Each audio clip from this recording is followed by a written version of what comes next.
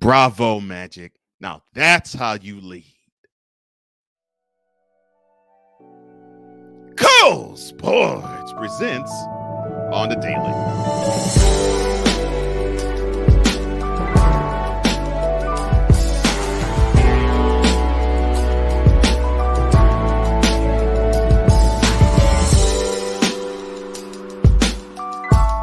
Well, how you doing, everybody? Cole Johnson's on the mic, on the dailies, on tap, and on the visuals as well, presented by Cole Sports. It is Tuesday, and I wanted to do this earlier in the week, like Sunday or yesterday, but it fit into today's slot of what I do, and here's why. So, basketball Hall of Famer / Lakers legend / point guard extraordinaire Magic Johnson took to Twitter, and I will show you what he did on Twitter, but he addressed something that I've been saying for the longest, ever since August, and he addressed it beautifully and perfectly, because Magic Johnson addressed that the Lakers are tone deaf.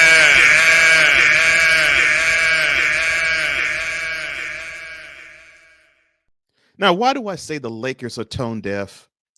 It is simple. It is to the point. It is absolutely crystal clear. Magic Johnson saw the game that the Lakers played this past weekend in Denver, and the Nuggets basically had their way with them. They defensively locked them down. They offensively just shredded them to pieces.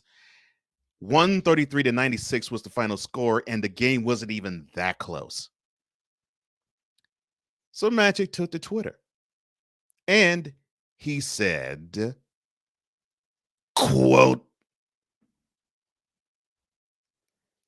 "After being blown out by the Nuggets 133-96, we as at Lakers fans can accept being outplayed, but we deserve more than a lack of effort and no sense of urgency. Owner at Jeanie Buss, you deserve better." Close quote.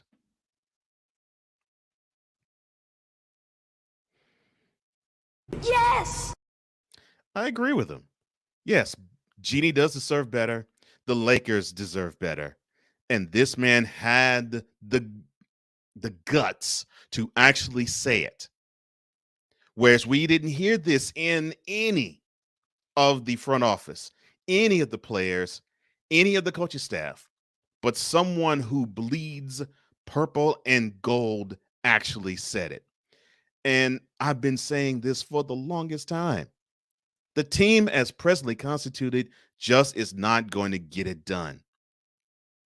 Now, Russell Westbrook, after that game, well, she's not the game, after the practice, after this tweet was made, actually said something to the effect of, he's entitled to his opinion. You can take it for what it is. You can either take it and let it go in one ear without the other. You can take it and absorb it. Whatever you do, you can take what it is. He's entitled to his opinion. He's not with us every day trying to work this all out. Paraphrasing. So basically, Brody tap danced his way. I think that's the best way I can put it. He danced his way into basically saying he should not have said anything because he's not in the general vicinity. He used to be, but he's not in the general vicinity of the Lakers organization. So he really wouldn't know what to comment on, how to comment on this team, its success or its failure. He wouldn't have the ability or the wherewithal to know what the team is doing, how the team is progressing, or how the team is regressing. So I get that. What I also get is the legend knows basketball. I mean, he's been playing the sport ever since the turn of the 70s. And he has played professionally and known the NBA ever since October of 1979. So this man knows a thing or two about what a professional basketball team should look like. And he knows that it should not look the way the Lakers are looking currently. And why are they looking that way? Well, one of the reasons is the best player on their team, which is Anthony Davis, not the man that wears number 6. No, Anthony Davis. That's the best player on the team because he's in his prime, and the other great players that are on the team are not. Anthony Davis is the NBA's version of Mr. Glass. I'm not saying this to be funny. I'm not saying to be insulting. I'm saying it as fact because you have to count on him missing at least 20 games every single year. And he went down with an ACL sprain, I'm sorry, an MCL sprain that allegedly is only going to take a month for it to heal. This man's about to push 30.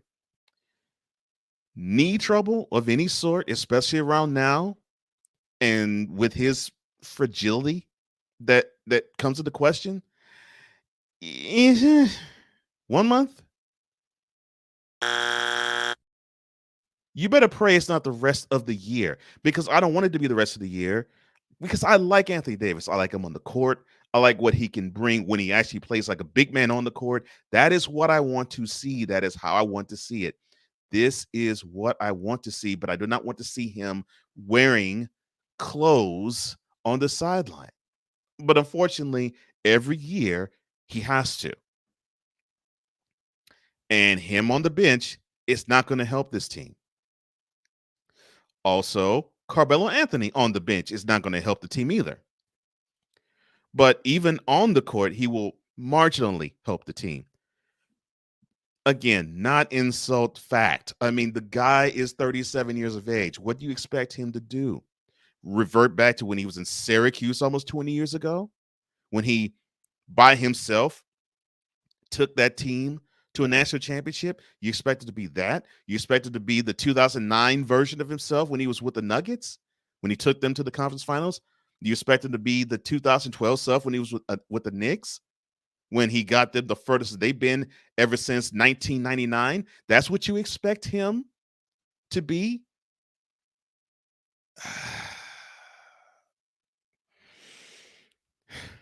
You for real? I don't know what you are thinking, Lakers organization. I really do not. And why do I say this? I say this in all earnest honesty. You have a team that just doesn't cut the mustard. They resemble a retirement home.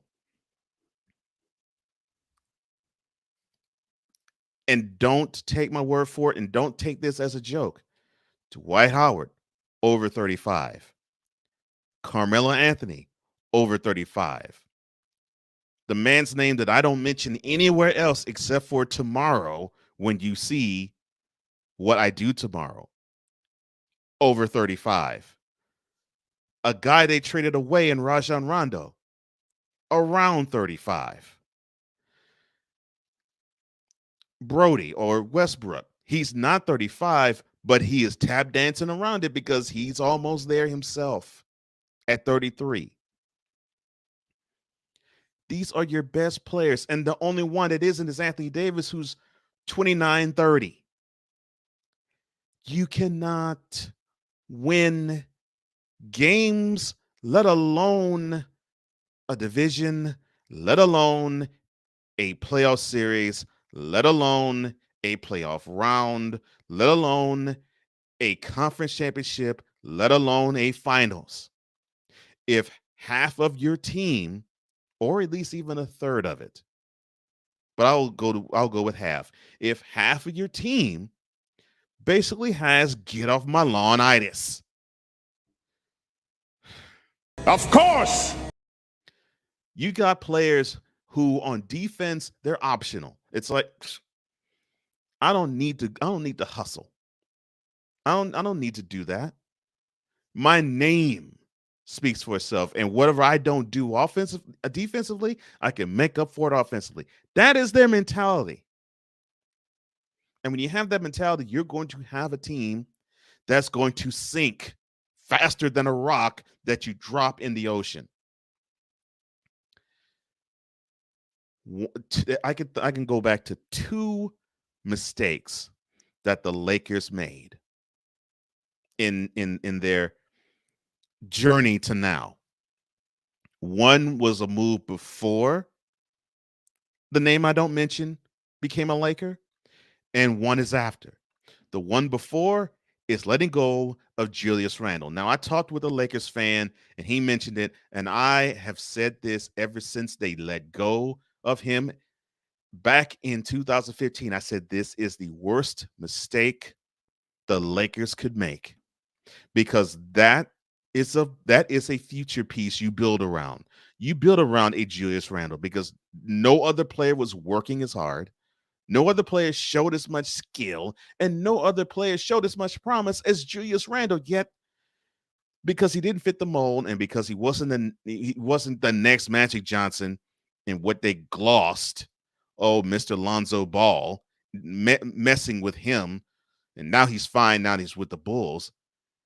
They wanted those types of players, but they had a jewel, they had a diamond in the rough, and just simply glossed him over. The other move, letting go of Alex Caruso. Oh, now he also is a Bull. There are four types of players you need on a basketball team. You need one who has all the experience, the been there, done that. You need that. You need the youngster. You need the exuberance. You need the energy. You need the fire. You need a person who can get the points. Hopefully, you have someone who can shoot, but someone who can get the points, even if it means getting down low and getting them. And you need to have the guy who's willing to roll up his sleeves and get dirty. That is what Alex Caruso was. Cut in the same mold as a Kurt Rambis. Every team needs one. And the Lakers had one, and they traded him because he analytically did not fit. That's terrible.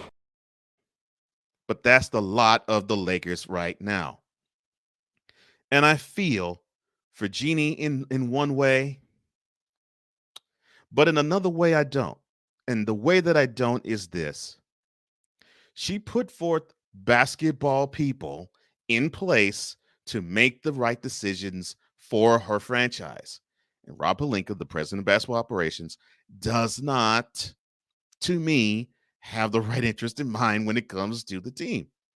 Why? Because with any team, the aforementioned name that I won't ever mention unless it's Wednesday, they acquiesce to him. Whatever player that person wants, the organization gets. And unfortunately, it's to their peril. To their peril, to the point where they will trade away the pieces that are blossoming for the future, and they will take in the players of today and yesteryear. So I agree with Magic. Jeanie does deserve better, and the Lakers nation deserve better. But you're not going to get better because you have players basically like Westbrook and Anthony who are going to do what they do because they've done it for this long. They're going to continue to do it.